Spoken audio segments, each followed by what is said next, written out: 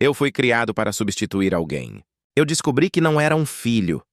Eu era um plano de contingência. Eu tinha 9 anos quando encontrei a caixa. Ela ficava no alto do guarda-roupa do meu pai, sempre fechada, sempre fora do meu alcance. Naquele dia, ele saiu com minha mãe e me deixou sozinho em casa. Eu não sei o que me deu. Talvez curiosidade. Talvez aquela sensação constante de que havia algo errado comigo. Eu arrastei uma cadeira, depois outra. Subi. A caixa era mais leve do que eu imaginava. Dentro, não tinha documentos importantes, nem dinheiro, nem segredos de adulto. Tinha fotos, muitas fotos, de um menino. Ele tinha o meu cabelo, meu formato de rosto, até o mesmo sinal perto da sobrancelha. Mas ele sorria diferente. Nas fotos, meus pais estavam diferentes também, mais jovens, mais vivos.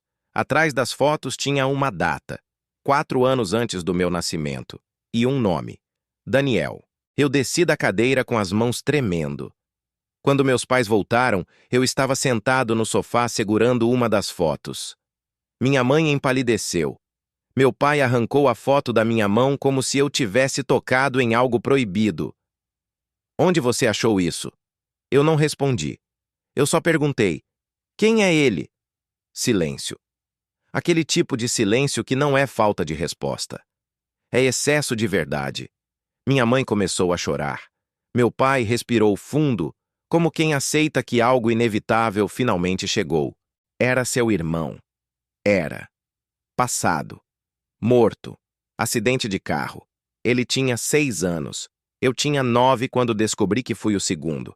E naquele dia, algo começou a fazer sentido. As comparações que eu nunca entendia. Os olhares estranhos quando eu errava.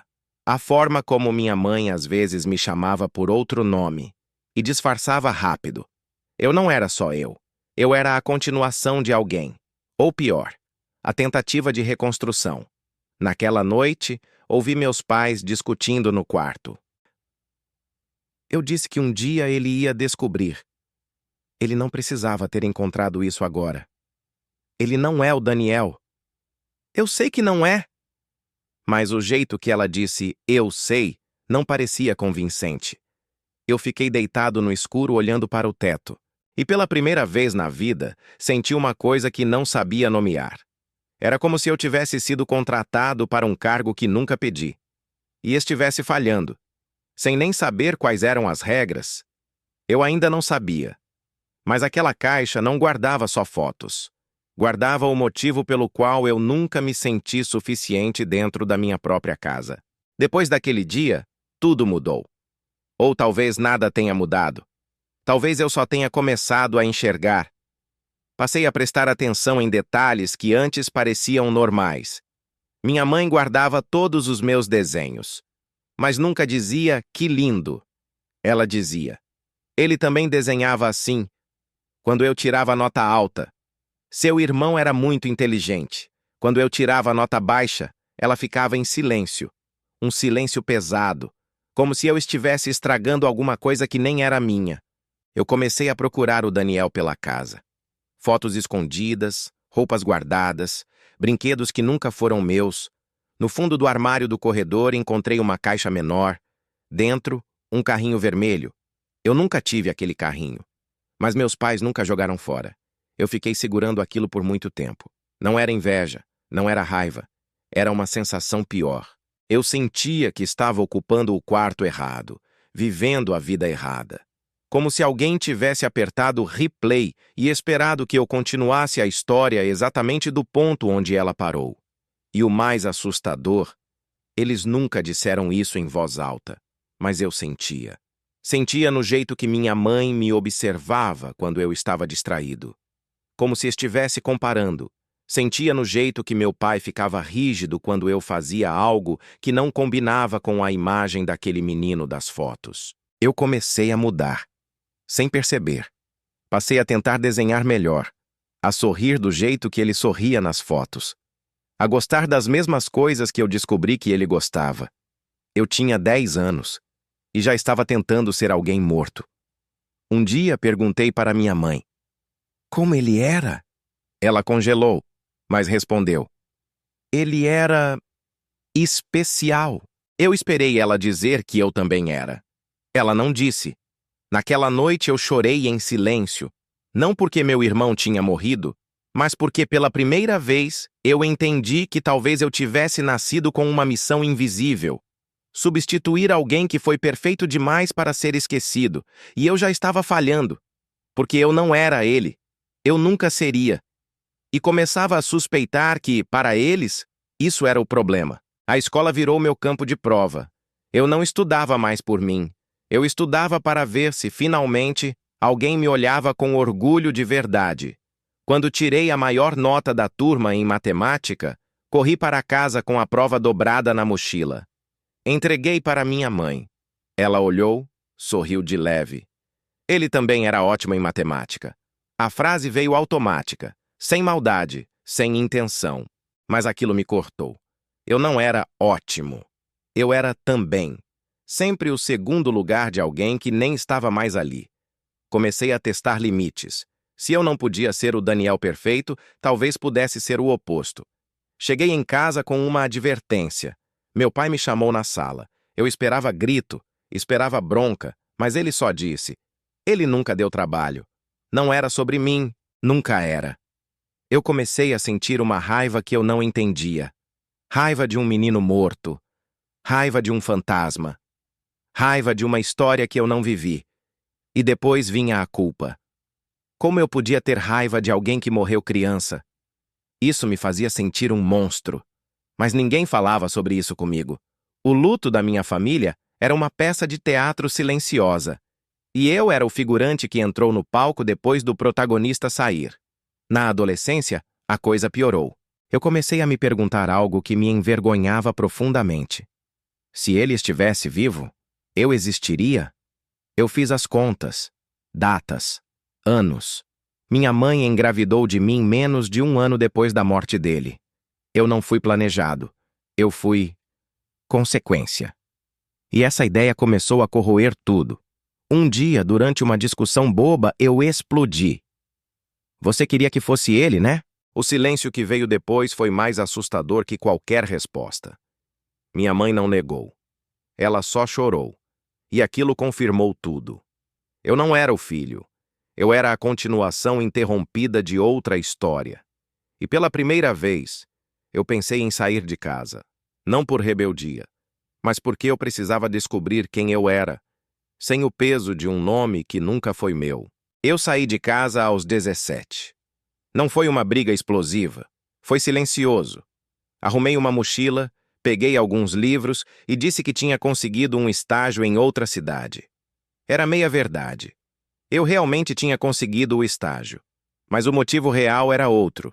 Eu precisava respirar longe daquela comparação invisível. Quando cheguei na nova cidade, ninguém sabia quem era Daniel. Ninguém sabia que eu tinha sido o também. Eu era só o Lucas. E aquilo foi estranho. Porque pela primeira vez, eu não tinha uma sombra.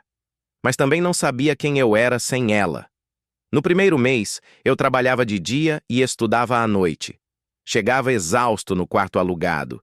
E o silêncio era diferente do silêncio da minha casa. Lá, o silêncio era pesado. Aqui, era vazio. E no vazio, começaram a surgir perguntas que eu nunca tinha permitido ouvir. Eu gostava mesmo de matemática? Ou eu só estudava para competir com um morto? Eu queria fazer engenharia? Ou era a carreira que ele teria feito? Eu comecei a perceber que quase todas as minhas escolhas tinham sido reações. Nada era realmente meu. Um dia, no trabalho, meu supervisor me elogiou. Você tem um jeito próprio de resolver problema. Jeito próprio. Eu fiquei repetindo essa frase na cabeça o dia inteiro. Próprio. Não parecido, não igual, não como o outro. Meu.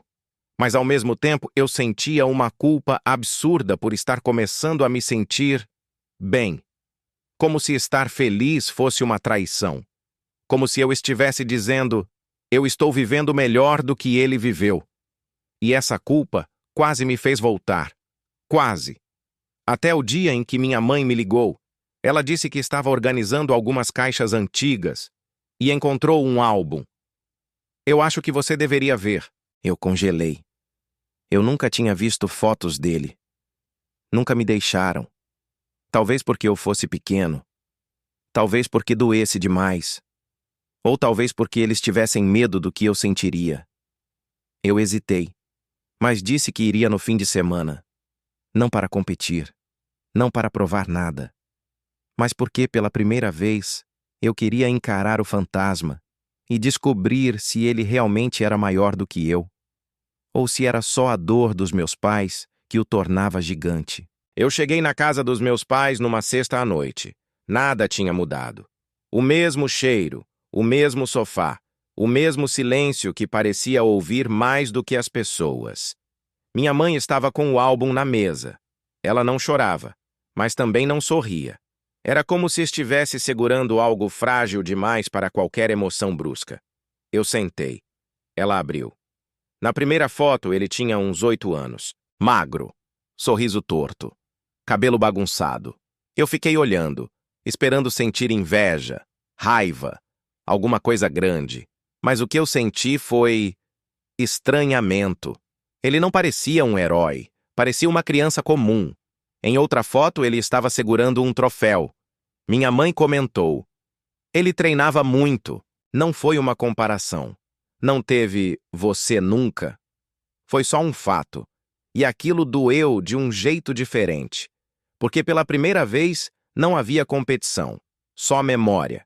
Eu virei as páginas. Aniversários. Passeios simples. Uma foto dele sentado no chão, concentrado montando um quebra-cabeça. Eu reparei numa coisa. Ele tinha o mesmo jeito que eu tenho quando estou focado. A testa franzida, o lábio mordido, a respiração presa. Eu senti um arrepio. Não era rivalidade. Era semelhança. Eu não estava competindo com ele. Eu era parte dele. E ao mesmo tempo completamente separado. Fechei o álbum. Ele era feliz? Eu perguntei. Minha mãe demorou para responder. Ele era uma criança. Às vezes feliz, às vezes teimoso, às vezes difícil. Difícil. Essa palavra nunca tinha sido usada antes. Sempre foi perfeito, sempre foi brilhante. Mas ali, naquela noite, ela deixou escapar que ele era humano, imperfeito, como eu. Eu percebi que a imagem gigante que eu carreguei por anos não era dele, era da dor deles. Eles não estavam exaltando um filho melhor, eles estavam tentando manter vivo o único que não puderam salvar. E no processo, quase me apagaram. Eu senti uma mistura de alívio e tristeza. Alívio por finalmente entender. Tristeza por perceber que ninguém tinha feito aquilo por mal. Eu fiquei até tarde conversando com minha mãe, sem gritos, sem acusações, só perguntas que ficaram guardadas por anos. Antes de dormir, eu passei pelo antigo quarto dele. A porta estava entreaberta. Eu empurrei devagar. O quarto não era um santuário. Era um quarto parado no tempo. Pôsteres antigos, livros empoeirados, um troféu torto na estante. Nada brilhava, nada intimidava. Era só um espaço congelado, e pela primeira vez eu não senti que precisava ser maior do que aquilo. Eu só senti que precisava ser eu. Eu comecei a perceber que não era só dentro de casa. Era em todo lugar. Na igreja, minha mãe contava para os outros que o Daniel sempre ajudava ela em tudo, que ele era um filho de ouro. E eu ficava do lado, segurando as compras.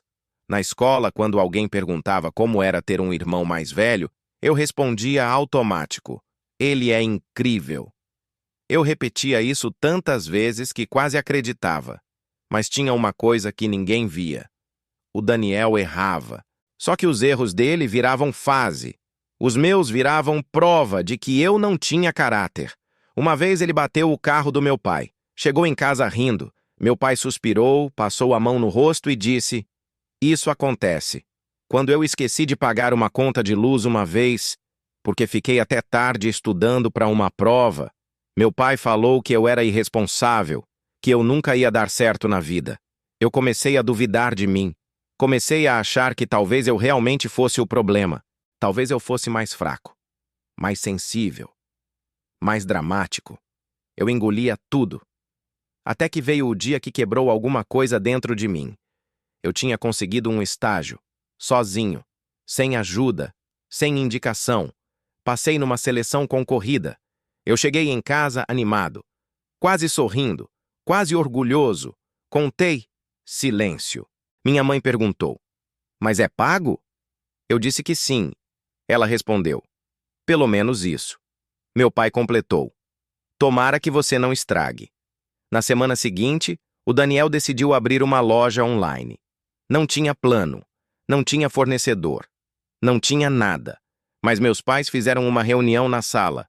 Celebraram, falaram que ele era visionário, investiram dinheiro. Eu fui para o meu quarto, e ali, sentado na cama, eu entendi uma coisa dolorosa. Eu nunca ia ser suficiente. Não importava o quanto eu me esforçasse. Não importava o quanto eu melhorasse. Eu não estava competindo com meu irmão. Eu estava competindo contra uma versão idealizada dele e contra uma versão defeituosa de mim. Foi ali que eu comecei a planejar minha saída. Não por raiva, mas por sobrevivência. Eu precisava descobrir quem eu era longe deles, porque ali dentro eu já não existia mais. Eu não contei para ninguém que estava juntando dinheiro, nem para o Daniel, nem para os meus pais. Eu comecei a aceitar turno extra no estágio, pegava freelance de madrugada, dormia pouco, comia qualquer coisa, mas cada real que entrava na minha conta era uma prova silenciosa de que eu podia sair. E eu precisava sair antes que eles me convencessem de vez que eu não era nada. O Daniel, claro, continuava sendo o centro do universo. A loja online dele não vendia quase nada. Mas toda semana tinha reunião estratégica na sala. Meu pai dava dinheiro para investir. Minha mãe falava que empreender era difícil mesmo. Quando eu chegava cansado do estágio, ouvia: "Você podia ajudar mais seu irmão." Eu comecei a notar uma coisa cruel. Eles não queriam que eu crescesse. Eles queriam que eu servisse, que eu fosse o apoio, o plano B, o filho que compensa o outro. Teve um domingo que deixou tudo claro. Almoço em família, tios, primos, todo mundo. Meu pai começou a falar do Daniel. "Esse menino é diferenciado." Minha mãe completou: "Ele sempre foi especial." Eu estava na mesa. Ninguém mencionou meu nome. Minha tia perguntou: "E o mais novo? Tá fazendo o quê?" Minha mãe respondeu por mim: "Ah, ele trabalha numa coisinha aí." Coisinha. Eu estava pagando minhas próprias despesas, ajudando nas contas de casa. Mas era coisinha. Eu senti algo diferente naquele dia. Não foi tristeza. Foi um tipo de lucidez fria. Eu parei de esperar reconhecimento. Parei de esperar validação. Parei de esperar amor do jeito que eu queria. Eu entendi que eles me enxergavam como utilidade. E utilidade é descartável. Naquela noite, eu fechei um contrato fixo com a empresa do estágio. Efetivado. Salário melhor. Benefícios. Eu assinei o contrato olhando para a tela do computador e pensei: é agora. Não contei para eles. Esperei o primeiro salário cair. Procurei apartamento pequeno, simples, longe.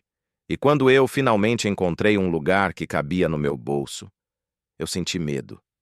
Mas pela primeira vez, era um medo misturado com esperança. Eu não estava fugindo. Eu estava escolhendo. E isso mudou tudo. Eu só contei que ia sair quando o contrato do aluguel já estava assinado. Não foi um anúncio emocionante. Foi seco, direto. "Eu vou me mudar mês que vem." Minha mãe riu. Achou que era drama. Meu pai perguntou: "Para onde você acha que vai?" Eu repeti: "Calmo." Expliquei que já estava resolvido, que eu tinha emprego fixo, que estava tudo pago. O silêncio que veio depois foi diferente de todos os outros. Não era indiferença, era perda de controle. Minha mãe começou: "Mas por que essa pressa? Você vai deixar a gente? Seu irmão precisa de você." Ali estava. Não era a gente, era o Daniel. Meu pai tentou mudar o tom. Disse que eu estava sendo ingrato. Que família não abandona a família? Eu quase ri. Abandono não começa quando alguém vai embora. Começa quando a pessoa deixa de ser vista. Eu arrumei minhas coisas em 3 dias. Ninguém ajudou. O Daniel apareceu no meu quarto só uma vez. Perguntou: "Você tá bravo comigo?" Eu olhei para ele e percebi algo que nunca tinha visto antes. Ele não era o vilão. Ele só cresceu acreditando que o mundo devia girar ao redor dele. E meus pais garantiram isso. Eu respondi: não, eu só estou escolhendo outra vida. Ele não entendeu. Mas não precisava entender. No dia da mudança, minha mãe chorou. Meu pai ficou sério. Nenhum dos dois pediu desculpa. Nenhum reconheceu nada. E pela primeira vez, eu não precisei que reconhecessem. Quando fechei a porta da casa onde eu cresci, eu não senti alívio imediato, senti vazio. Mas era um vazio limpo, sem comparação, sem competição, sem o peso de tentar ser suficiente. Os primeiros meses sozinho foram difíceis. Conta apertada. Silêncio demais. Mas o silêncio não me diminuía. Ele me deixava existir. Eu comecei a perceber quem eu era sem precisar disputar espaço. Comecei terapia.